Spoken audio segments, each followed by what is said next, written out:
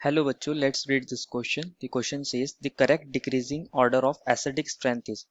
बच्चों हमें इस क्वेश्चन के अंदर अगर आप ध्यान से देखोगे हर पार्ट के अंदर एक तो फिनॉल दिया है, एक बेंजाइल अल्कोहल दिया है, एक बेंजोइक एसिड दिया है और एक सल्फोनिक एसिड दिया है, बेंजीन सल्फोनिक एसिड। और हमें इन सबकी क्या करनी है, एसिडिक स्ट्रेंथ को कंपेयर करना है। तो हमारा यहाँ की कंसेप्ट क्या हो जाएगा, एसिडिक स्ट्रेंथ। बच्चों एसिडिक स्ट्रेंथ कंपेयर करने के लिए हमें कॉन्जुगेट बेस की स्टेबिलिटी को देखना पड़ता है।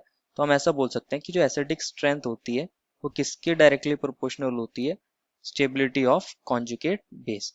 Stability of conjugate base. और कॉन्जुगेट बेस क्या होता है, जब कोई एसिड H प्लस को लूज कर देता है तो वो एक बेस में कन्वर्ट हो जाता है, उसी को हम बोलते हैं कॉन्जुगेट बेस। तो फर्स्ट ऑफ ऑल हम चारों के कॉन्जुगेट बेस को देखेंगे और उनकी स्टेबिलिटी को कंपेयर करेंगे। जो कॉन्जुगेट बेस जितना ज्यादा स्टेबल होगा उसका कॉरेस्पॉन्डिंग एसिड उतना ही एसिडिक होगा, हम ऐसा बोल सकते हैं। तो हम फर्स्ट ऑफ ऑल लेते हैं बेंजीन सल्फोनिक एसिड को, जिसका फॉर्मूला क्या होगा, ये हमारी बेंजीन रिंग है और यहाँ हमारे पास SO3H होता है। तो मैं इसको ऐसे दिखा रहा हूँ, एक डबल बॉन्ड ये दिखा देता हूँ और ये OH, ये हमारा बेंजीन सल्फोनिक एसिड है। इसको मैं ऐसे ही फर्स्ट नंबर दे रहा हूँ। अगर ये H प्लस को लूज कर देगा तो ये किस में कन्वर्ट हो जाएगा, मैंने बताया कॉन्जुगेट बेस के अंदर। ये हमारे डबल बॉन्ड्स हैं और ये हमारा double bond O, double bond O और ये हमारा O नेगेटिव। इसकी खास बात क्या होती है बच्चों, यहाँ पे इक्विवेलेंट रेजोनेंस हो सकता है और इक्विवेलेंट रेजोनेंस के कोरस्पॉन्डिंग यहाँ पे 3 रेजोनेटिंग स्ट्रक्चर्स बन सकते हैं। अगर ये यहाँ शिफ्ट हो जाएगा तो ये यहाँ शिफ्ट हो जाएगा।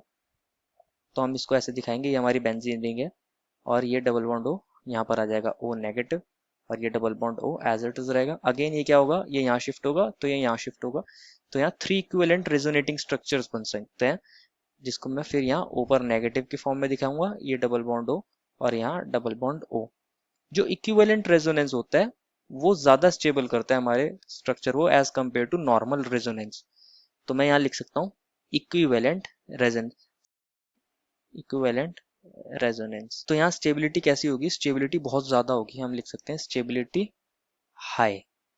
अब बात करते हैं दूसरी बेंजोइक एसिड की। तो मैं यहाँ ये भी लिख सकता हूँ इक्विवेलेंट रेजोनेंस के कितने स्ट्रक्चर हैं, यहाँ 3 स्ट्रक्चर्स। बात करते हैं बेंजोइक एसिड की। तो बेंजोइक एसिड को मैं यहाँ नंबर 2 लिख रहा हूँ और ये हमारा COOH होता है इसके अंदर, जिसको मैं ऐसे दिखा रहा हूँ।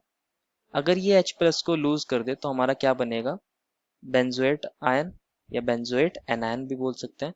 यहाँ डबल डबल डबल बॉन्ड और ये CO और यहाँ O नेगेटिव।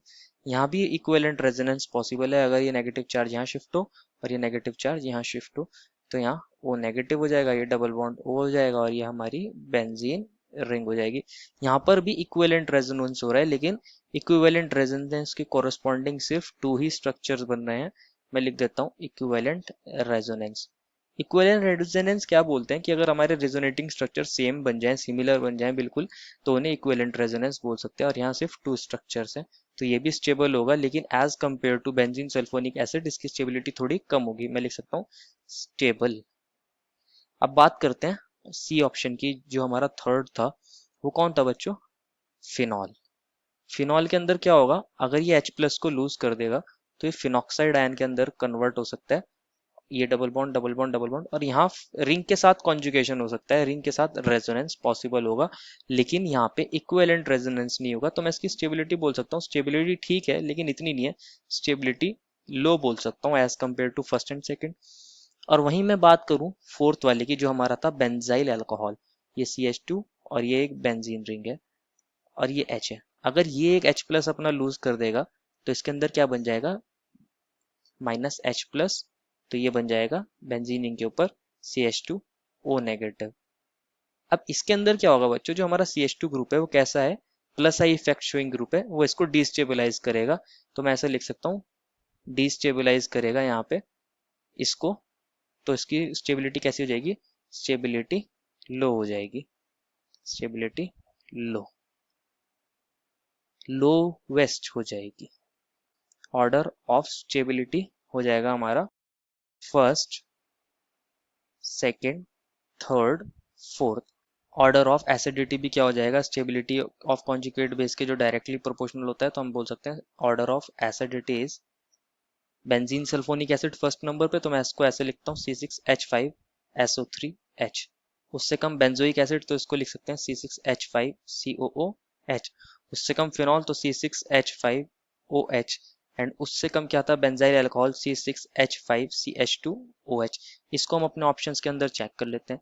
एक ही ऑप्शन है जो इसके कॉरेस्पॉन्डिंग मैच कर रहा है which is option number D. तो हमारा फाइनल आंसर क्या हो जाएगा, ऑप्शन नंबर डी। हम ऐसा लिख सकते हैं, the final answer is option number D. I hope you understood it well and best of luck.